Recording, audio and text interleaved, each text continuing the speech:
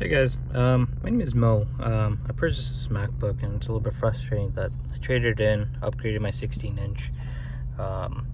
Didn't like the fan noise or the portability when I'm driving or traveling, so I thought I'd get a MacBook Air M1. It's been about a week, and all of a sudden this morning it just shuts off, doesn't turn on. Even if I hold down the button, nothing pops up. No sound. It's been charged. I still have the box even, so it's a little bit frustrating.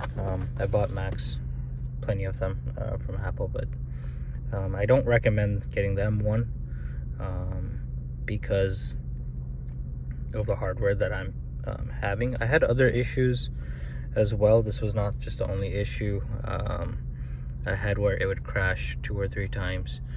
It says something about kernel error, but it's only been about a week and a half, I would say.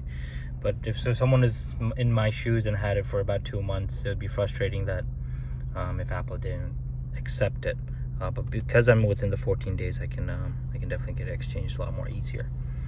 Yeah, so I guess I'm gonna walk into the Apple store now and get this dropped off and exchanged.